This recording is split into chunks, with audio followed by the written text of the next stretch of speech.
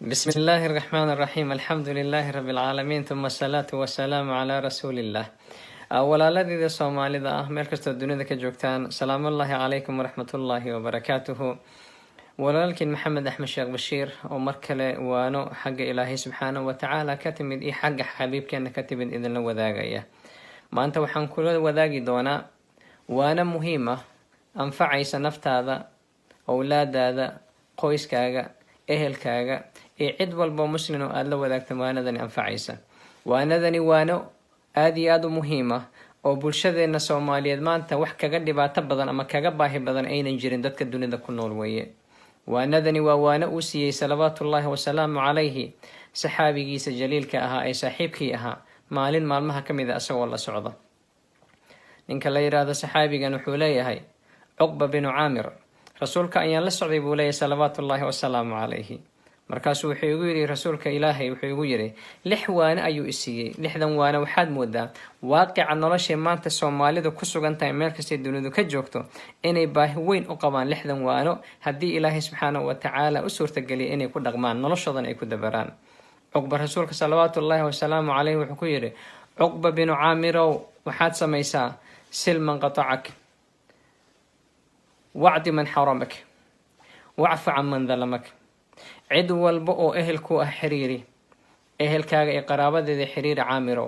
ehelkaaga ee qaraabadaada xiriiri Aamiro Ilaahay subxaanahu wa tacaala rasuulka uma uusan soo dirin oo kaliya inuu Ilaahay nagu xiro wuxuu Ilaahay subxaanahu wa tacaala also u soo diray inuu dhaxdeena isku kaaya xiro subxaanallah inuu dhaxdeena isku kaaya xiro rasuulka wuxuu leeyahay Uqbow xiriiri ehelkaaga xiriiri qaraabadaada xiriiri qaraabo xiriirintu ma wax ay dan ugu jirta qaraabadaada mas aday dan kugu jirta shakhsiga qaraabadiisa xiriirinaya dadaalka qaraabadiisa inuu xiriiriyo sameynaya asaga ugu jirta faa'iido ka badan inta qaraabada uu xiriirinaya ay ugu jirto walidaalika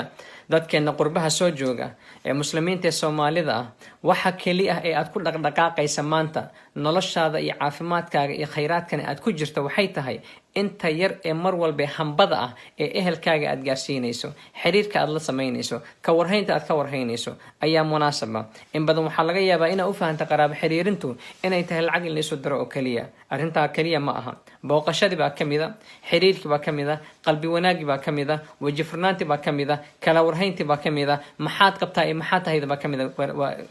qaraabo xiriirintu ولذلك صلوات الله وسلامه عليه وحليه نينك دوني إن إرزاقيس الله واسعيو إلهي إن كم بدن أسوق جليو بيجيك وين أوهلو شقة بروموشن أوكهلو هير عالية أوجار أم هسر أوجارو قرابدي ساحريريو عمريجيس نينكو دوني إنه إلهي بركيو قرابدي ساحرية إلو صلوات الله وسلامه عليه صلوات الله وسلامه عليه وحكوله يا أوكل عامرو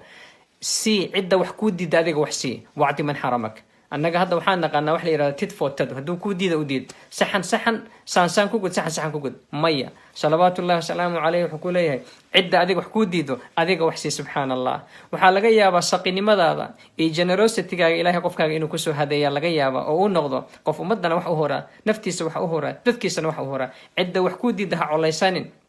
ciladay kugu diida ogow ma maynan haysanin miyay ku yartahay ma bakhaylnimay ka tahay adiga marka sunnadan adigoo raacaya Uqba bin Aamir loo dardaarmay wa'ti man haramaka cid adiga wax ku diida wax samee bal tijaabi arinta iyada samee markii ugu yartahay qofkaasi qalbi wanaag uu waligi kugu la noolaado ayaad ka heli doontaa salawaatullaahi wa salaamu calayhi Uqba wuxuu ku yiri lambarka saddexaad Uqba wa'fu man dhalamak amman dhalamak war Uqba cidda ku dulmista iska cafi subxaanallah cidda ku dulmisa iska cafi ilaah baan ku dhaartay maanta bulshadeena Soomaalida qurba joog ama qabow joog ama maxaa la dhihi jiray dalkooda joogtaba ama dalkeenaba joogtaba in la iscafiyo cid maanta nooga baahi badan miyaa jirta subxaanallah waynu isla fagaarnay waynu isna fagaarnay meel kastaynu isla tagnay dhib kastaynu isu geysanay wa'fu amman dhalamak cid adiga ku dulmis waa inaad cafisaa mar badan ha sugin adiga oo victim ah in cid ku timaado ku soo hoyato waa wax dabeecada bini'aadanka ay tahay bal adiga oo victim ka waran hadaad dhaqaaqdo qofkii ku victimize gareeyay aad adiga cafisna siiso soo dhawaysa bal ka waran waa sida rasuulka salawaatullaahi wa salaamu calayhi Uqba uu sheegayo walaalkayow ilaahay markuu aayadda qur-aanka ka sheekeeyay wasaaricuu ilaa makfiratin min jannat carduha ka cardi markuu ilaahay subxana watacaala aayadda ka sheekeeyay janno baaxeeda intaa yahay masaafadeeda intaasay tahay intaa la eg khayraadka ku jirto ilahay wuxuu kusoo gabageyey ucid lilmuttaqiina jannada waxaa loo diyaariyay dadka alla ka cabsada oo keliya calaamadahay leeyihin maxaa kamid a ma taqaanaa waxaa kamid a inay ilaahay subxaana watacaala darkii wax u sadaqaysanayaan xilligay wax haystaan xilligay wax haysanin xilligay dhibaataysan yihiin xilligay faraxsan yihiinba ay wax sadaqaysanayaan maxaa kaloo ku xiga والكاظمين الغيظ عرضودنا way laqaan oo dadku ka qariyaan caradooda subxaan allah ayagoo awood leh caradooda inay fuliyaan bay haddana qofkii adoo ka cadkoosan kara haddana inaad qosasho caradaada qariso calaamadaha dadka ehlu jannada lagu garta ayay kamid tahay walcaafiina can innaas dadkana waa cafiyaan subxaan allah caza wajal calaamooyinkan iska fiiri haddaad doonaysa inaad ehlu janno tahay oo kale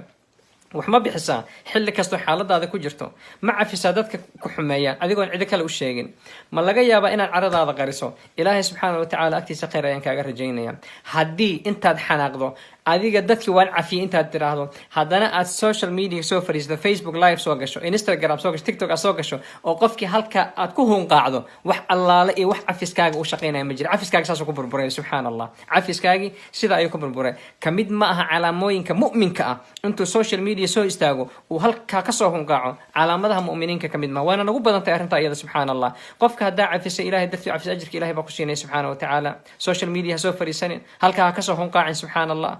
عقبة ابن عامر صلوات الله وسلامه عليه وحكيره أو كلا وشاقي عقبة احفظ لسانك عرب كاغا حفظ عقبة عرب كاغا حفظ سبحان الله إله بان كل دارتي عارف كأن محفظ سنة هاي مانتا كان أقويري أقوليتا oo aan dadka kale waxba u geysanin Facebook uu soo fariisanaya social media uu soo fariisanaya wax Allah la wuxuusan ilaahay subhanahu wa ta'ala iyo rasuulkiisa shaqo kulay buu soo sheegaya taasoo ah xaraf kasta iyo erey kasta iyo kelimad kastana malaa'igtii baa garbaha ka saaran ku qoraysa qiyaamaha lagu soo istaajin doona subhanallah ihfid lisaanak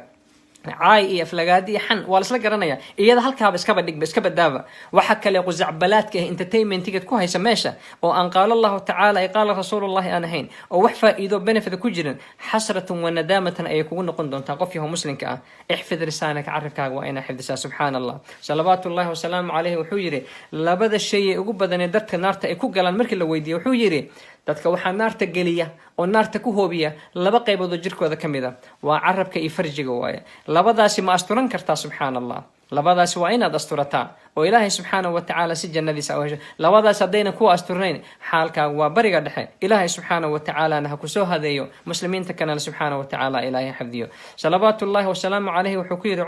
cugbow wabki calaa qati'atika subxaana allah oy oo ka murugow oo ka nidaamow oo ka shalay dunuubta iyo damka adiga aad galayso ilaa ilin ay ka socoto subhanallah ilaa ilin ay ka socoto xaaladda ugu sareysay toobada waa qofka asoo kaliya gurigiisa jooga dambiga ilaa uu ka galay intuu arko oo ilin ka soo daawato ilaahay subhanahu wa ta'ala u tooba keeno waa xaaladda ugu sareysay tooba keentay xaqiiqada ay jirto wabki ala qadiyakati walaalkaygi walaashaydii goorma kugu dambeysay ma xasuusataa noloshaada dambi intaad alla ka gashay kaliya intaad meel istaagay astaghfirullah tiri alla aad u dukato ay ilinka timaaday adigoona qora ku joogin adigoona stress iyo depression anxiety ku haynin adigoo xanaaqsaneen adoo ciil kale aan ugu ooynayn adigoo habartii aadan u ooynaynin ilaahay dartii muu ilin makaaga timaado qolkaaga adigoo ku jiro alxamdulillah haday kaaga timaaday hadii kale salawaatullahi wasalaamu calayhi wuxuu leeyahay wabki calaa khati'atik tan ugu dambaysa ee lixaad ee cuqba bin caamir rasuulka u dardaarmay waxay tahay cuqbow walyasca baytak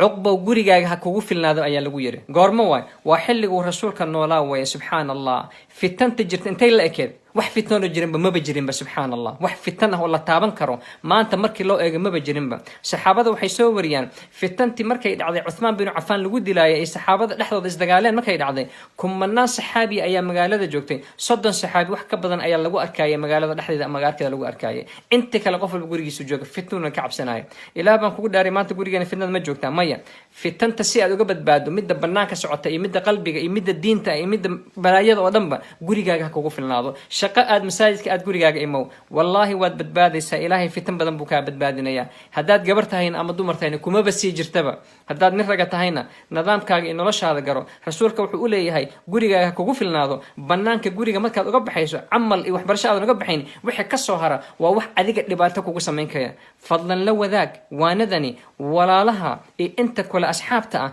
إلهي سبحانه وتعالى إنه كسو هذا يلا جيابا أذيقنا إن شاء الله تعالى اسكودي تيك توك يجلسوا بإذن الله تعالى جبوتي أحمد أياكو قرن فيسبوك يجلسوا إن شاء الله تعالى وحان أقول تلقى موقع عيجا إن أن كل هذلو دتك كنا ولا الله يجا قرب جوكتا أني أن كم إذا حالة دودنا أن كور هيو سي أن أقول هذا موقع نلولد أن وذا قرنينو شير إن شاء الله تعالى والسلام عليكم ورحمة الله وبركاته.